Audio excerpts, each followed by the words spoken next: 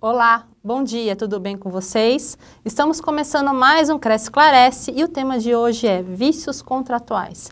E quem vai participar hoje do Cresce Esclarece é a advogada e conselheira do Cresce, Maria Regina Busnello. Bom dia, Maria Regina, tudo bem? Bom dia, tudo bem? É um prazer retornar ao Cresce Esclarece. Então, hoje nós vamos tratar de vícios, né, contratuais. Vícios contratuais, agradecemos sua participação.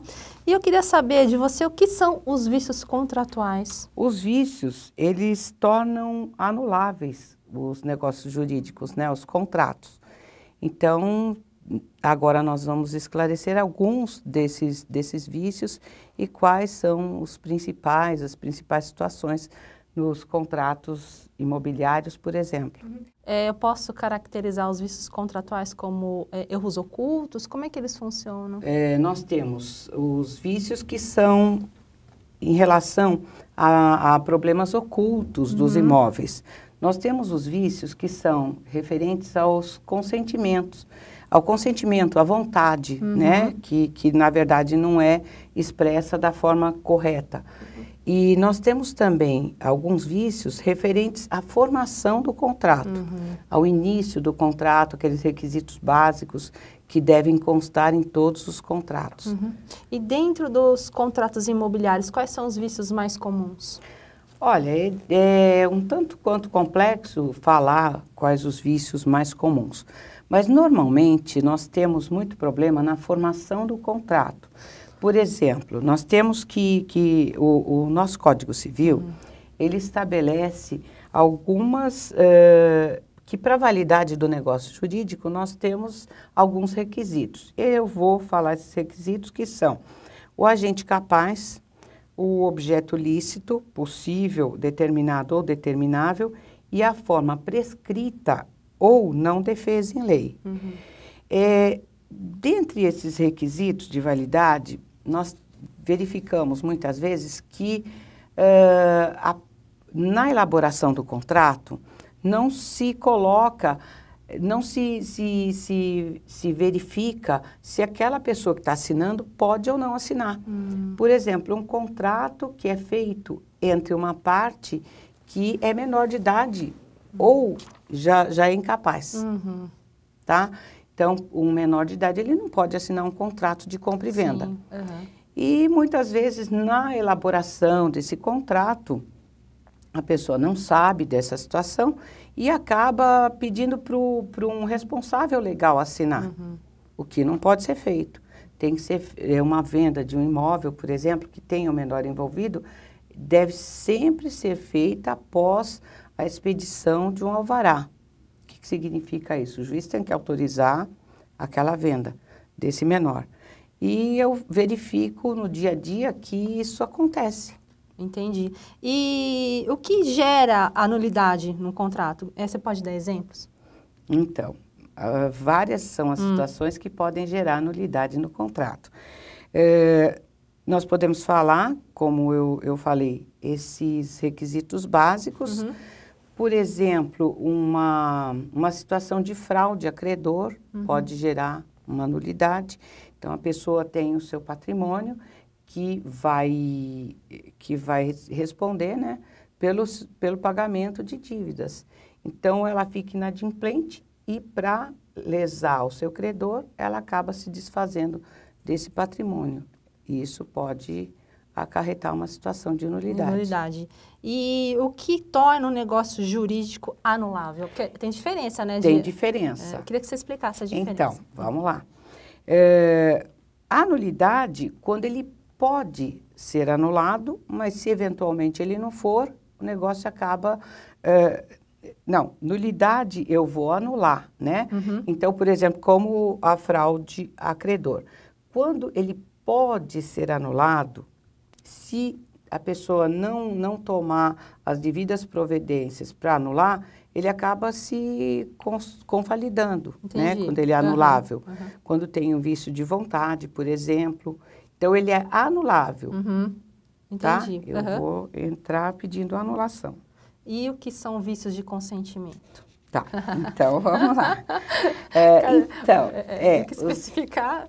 Os vícios de consentimento, eles são aqueles em que há um descompasso entre a vontade real do sujeito e aquela que foi declarada.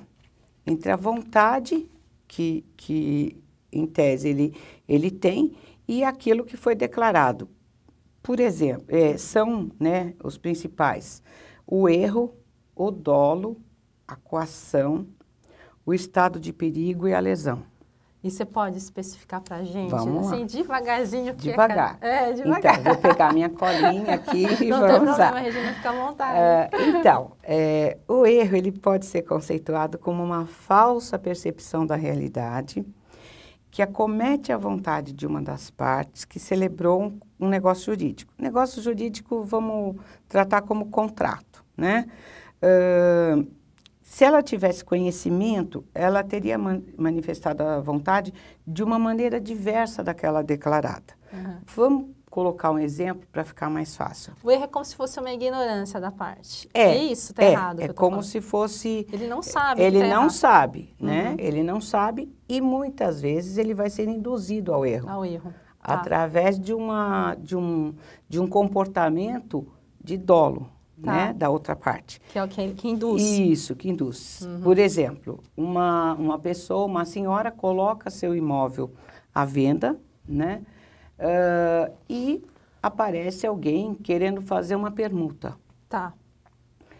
E oferece para ela alguns terrenos num loteamento, mostra fotos, mostra uma foto do Google, fotos do local. E ela acaba ficando encantada com o lugar, né? Com o lugar e tal, e ela acha que está fazendo a permuta pelo mesmo valor. Que ela não está sendo prejudicada. No entanto, quando ela faz a negociação, quando ela vai verificar no local, não tem nada daquilo. O valor é muito abaixo, ela já se desfez do seu imóvel, ela pode pedir que isso seja anulado. Ah, entendi. Tá? Então, fica mais fácil com o exemplo, né?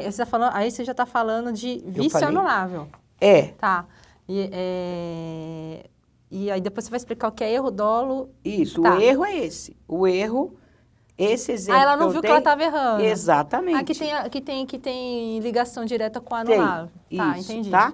Isso, essa negociação que ela fez pode ser anulável. Sim, ela não tinha... Né? Ela estava pensando que estava fazendo um ótimo negócio. Isso. Né? E ela... Quando ela percebeu, o imóvel dela tinha um valor muito superior àquele dos lotes. E aí pode anular o contrato. Pode. Tá. Ela pode pedir para... Existe a possibilidade dessa negociação ser anulada. Ai, que ótimo. Tá? E o dolo também tem ligação com o anulável? Tem, então, todos têm. Tem, esse também tem. O que acontece? O dolo, ele pode ser entendido como um engano, mas ele já é provocado por uma das partes, ou por um terceiro, tá? Induz a pessoa a errar. Isso, induzindo a erro. Entendi. Então, a pessoa vai induzir, mas aí já é maliciosamente. Né? Você tem um exemplo? Ele já usa de artifícios. Quer tirar uma vantagem. Isso. Por exemplo, se alguém põe um imóvel para alugar, e nessas figuras que eu estou falando, eu estou falando de uma forma assim mais simples, né? Sim. Porque existe várias formas situações. De dolo, várias situações. Dolo essencial, dolo negativo. Então, por exemplo, alguém que leva a outra parte a prática de um ato, né? De acordo com o artigo 145, existe o dolo. Então, o exemplo, se alguém sabendo que um amigo vai passar férias num local de praia, ele oferece uma casa e alega que essa casa é ótima, excelente, mostra fotos. E a pessoa acaba pagando e indo para esse local. Acaba alugando o local. Alugando. E vê que não tem nada daquilo quando chega, né? Então, houve o dolo. O dolo. A pessoa estava sendo enganada, mas ela não sabia que estava sendo enganada. Isso. Mas a outra sabia que estava... A outra sabia, porque a casa não era nada daquilo. Entendi. Tá? Também existe o dolo negativo, se alguém coloca seu imóvel para alugar, né? E omite do locatário uma circunstância muito importante, como, por exemplo, que ali naquele imóvel ocorreu um crime, uma coisa muito séria, né? E ele vai e aluga, e a outra parte se omitiu. Ela omitiu essa informação. Também é dolo. Entendi. Aí, no caso, seria o dolo negativo. Regina, a gente pode continuar depois? Chegou uma pergunta aqui via YouTube, tá? Tá. O nome dele é Márcio Luiz Valdeviti. Ele está perguntando o seguinte: no contrato de promessa de venda em imóveis, na planta é obrigatório o memorial descritivo? Como deve ser feito? Ele quer saber. Então, o que acontece? Nos casos de venda de imóvel na planta, é necessário o memorial descritivo. Ele é imprescindível, porque somente com o memorial descritivo eu vou saber exatamente aquilo que eu estou comprando. Sim, né? Eu já tive problemas em que não existia, não tinha, não foi mostrado esse memorial, não foi apresentado. E o meu cliente, ele acreditou que estivesse comprando um imóvel que fosse com um acabamento de primeira, isso foi verbalizado para ele. Sim. Só que não. Isso foi um dolo? Né? Exatamente. Quando ele teve acesso ao imóvel, à construção, aí o construtor falou, não, mas isso não foi combinado. Aonde eu escrevi? Não consta em contrato, não consta em documento nenhum. Tá? E nesse caso teve um processo. No caso foi para diminuição do pagamento. Entendi. Né? Porque ele contratou uma construção de um padrão, recebeu de outro. De outro. Mas não teve anulação, nada. Ele continuou com o negócio. Não, houve abatimento. Abatimento, tá bom. Tá. Ô, Regina, vamos então continuar.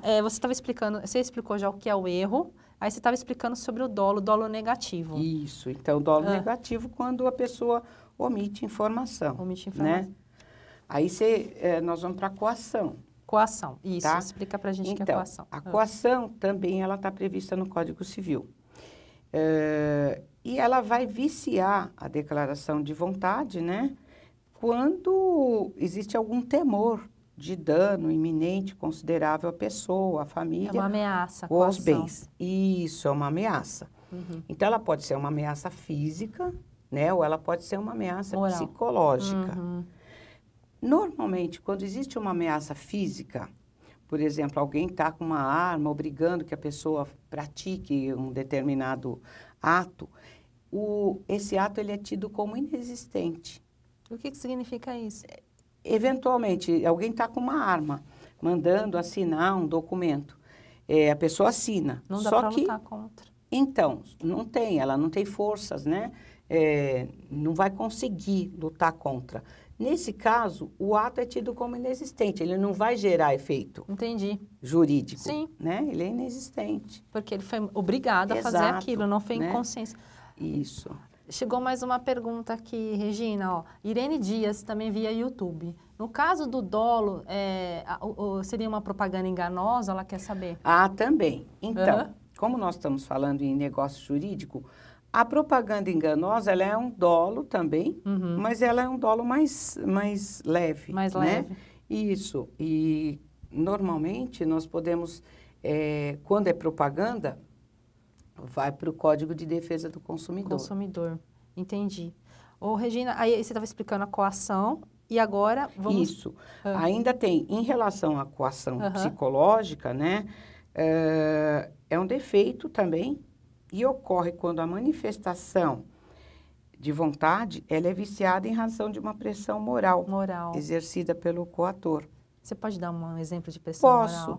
Por exemplo, uma pessoa que tem um imóvel e tem um vizinho, por exemplo. Esse vizinho quer alugar esse imóvel para alguém da família dele, para instalar alguém da família dele lá. E ele é uma autoridade policial muito de temperamento forte. Então, ele começa a dizer que sabe onde o filho do vizinho estuda, que hora sai da escola. Aí o vizinho fica receoso e acaba alugando. Ocorreu, então, nesse caso, uma coação. Uma coação moral. Moral. E pode ser anulável. E agora nós temos a lesão. O que é a lesão? Então, tem o estado de perigo, né? e a lesão, tá? Ah, tem estado de perigo e a lesão. Ela tem ligação direta. Haverá o estado de perigo sempre que o próprio negociante, pessoa de sua família ou um amigo próximo, tiver em perigo, conhecido pela outra parte, né? E essa é a única razão para celebrar o contrato. Por exemplo, alguém que está se afogando e promete uma quantia exorbitante para aquela pessoa que está salvando. Também nós temos, por exemplo, uma situação em que o doente, né, em perigo de vida, ele paga honorários excessivos para o cirurgião para que possa atendê-lo. E salvar a vida dele. Isso. Então, esse é o estado de perigo. As coisas são bem parecidas, né? São. Elas têm uma diferença, assim, bem sutil, né? Isso, a diferença é sutil.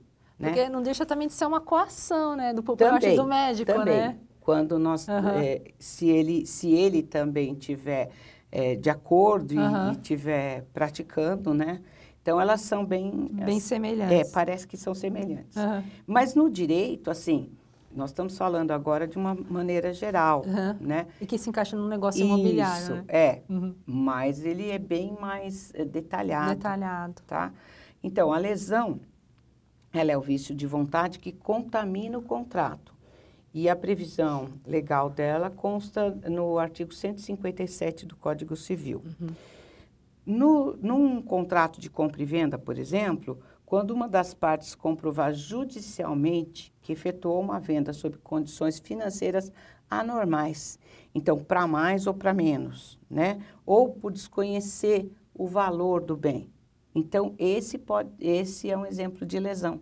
Então, eu desconheço, eu não sei o valor do bem no mercado, e aí, nesse caso, acontece também que pode ser anulável. Ou pode ser, também o juiz pode estabelecer aí a proporcionalidade. Então, se eu vendi muito mais barato, o juiz pode determinar que seja pago a diferença até chegar no valor de mercado. Que bom que tem, né, essa chance, né? E vamos para uma próxima pergunta. Existe um prazo que se possa pleitear a anulação de um negócio jurídico? Sim, esse prazo vem previsto no Código Civil. É um prazo decadencial de 4 anos, então um período razoável, longo, né? Bastante longo. E esse prazo ele vem no artigo 178 e começa a contar do dia em que se realizou o negócio jurídico. Então, um prazo de 4 anos. No mesmo dia que... Isso. Aí aconteceu o negócio jurídico, tem 4 anos para ingressar com ação. Com ação. Isso, tentando anular. Que bom. Tem um prazo bem razoável. Sim. E como se caracteriza a fraude contra terceiros em um contrato? Então, a fraude contra terceiros, ela é bastante comum, né? E ela consiste na atuação maliciosa do devedor que está em estado de insolvência e na iminência de assim tornar-se, né? Ele precisa pagar, dispõe de modo gratuito ou oneroso do seu patrimônio para afastar a possibilidade desse patrimônio, né, responder por obrigações anteriormente assumidas. Entendi. Né, no momento anterior à transmissão. Então, ele está já inadimplente, está devendo, o que ele faz? Ele dispõe do patrimônio dele.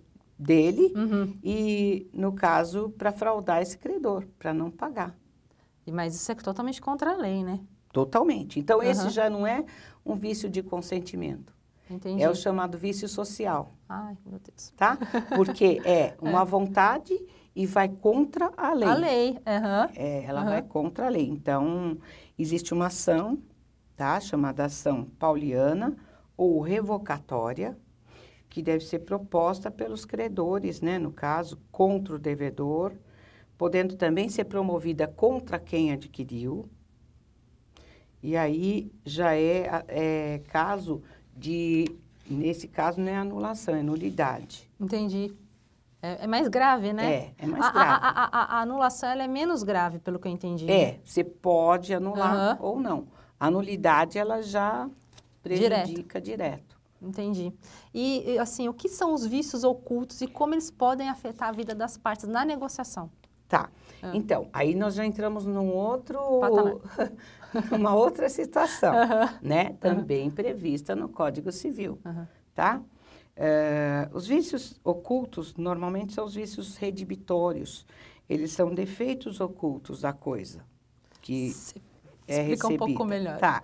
Então, vamos lá. Em virtude de um contrato, né? Esse vício, ele pode tornar a coisa imprópria ao uso, ou pode diminuir o valor, tá? E de tal modo algum dano no imóvel. Isso, que o ato negocial não se realizaria, né? Se soubesse desses defeitos. Sim. Tá? Então, por exemplo, eu posso comprar um imóvel que ele já tem um problema. Um problema que eu não consegui visualizar, verificar na estrutura, na vistoria, exatamente, um problema estrutural. E nesse caso, eu posso ou desfazer o negócio ou ter um abatimento no preço, né? Então, para até esse abatimento, para que eu possa, por exemplo, sanar, se for um vício estrutural, então eu vou ter que arrumar. Né? Vamos supor uma casa construída com material de má qualidade, aparentemente está maravilhosa, mas pode despencar uma parede, exatamente, por exemplo. Um telhado, pode ter um problema hidráulico sério, né? Que não dá, eu não consigo visualizar. Aparentemente está normal. Exatamente. Mas aí é um caso, desculpa a pergunta, de anulidade ou nulidade? Então, nesse caso, normalmente, ou vai ser desfeito o negócio, tá? Vai ser desfeito quando não tem condições, a pessoa não quer também, não dá certo, né? Solucionar. Sim. Ou vai ter um abatimento de preço. Porque eu posso também... Querer o imóvel. Querer o imóvel. Eu vou, por exemplo, ter um problema no telhado. Aí esse telhado está desabando. Então, eu posso ingressar reclamando que existia esse vício oculto, né? E posso pedir um abatimento. Eu posso adquirir o imóvel com menor valor e eu mesmo consertar esse defeito do imóvel. E que tipos de cláusulas podem ser consideradas abusivas nos contratos imobiliários? Tá. Nos contratos imobiliários... Já é um outro aspecto aqui. Então, aqui nós já estamos falando de uma outra situação.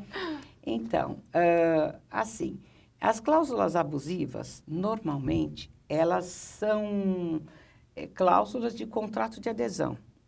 O que é um contrato de adesão? É aquele que eu não vou conseguir influenciar e modificar cláusulas, ele vem pronto, né? Normalmente, os contratos de aquisição de imóvel na planta, eles são contratos de adesão.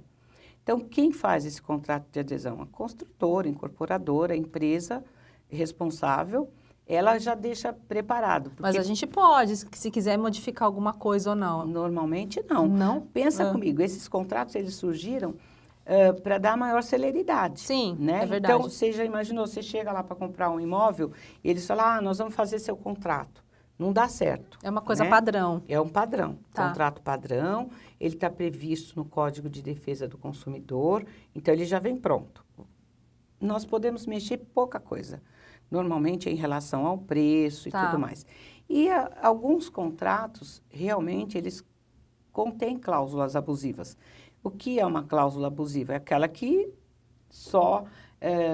que dá maior direito só àquela parte que fez, normalmente. Entendi. Né? Por exemplo... Uma desigualdade de Uma direito. desigualdade, tá? Por exemplo, constado o contrato que a pessoa, se deixar de pagar, ela vai perder o imóvel e ainda vai perder o que pagou. É abusivo? É abusiva. É um exemplo de cláusula abusiva. Porque isso tem que ser verificado, quanto a pessoa pagou. Agora já tem uma legislação específica do distrato, né? Mas uma cláusula abusiva é você perder o imóvel e perder tudo que pagou. É uma parte se tornar totalmente lesada e a outra totalmente cheia de vantagens. Isso, né? Isso é o que acontece. Normalmente, para completar, nesses contratos que são feitos entre particulares, de compra e venda, esses contratos eles não contêm não deveriam conter, né, cláusulas abusivas, porque eles são feitos especificamente para aquela determinada, para aquele determinado negócio jurídico, aquelas partes, aquela venda ou aquela locação. Então, normalmente não devem conter. É mais fácil de você controlar uma cláusula abusiva num contrato específico feito para aquelas partes. Regina, mais uma pergunta. Tem como o corretor de imóveis solucionar esses problemas? Ele pode interferir nisso ou não? Olha, se for um contrato de adesão, eu não vejo como, né? Tá. Porque normalmente o corretor, ele está trabalhando com a venda de um imóvel na planta, ele não vai conseguir interferir.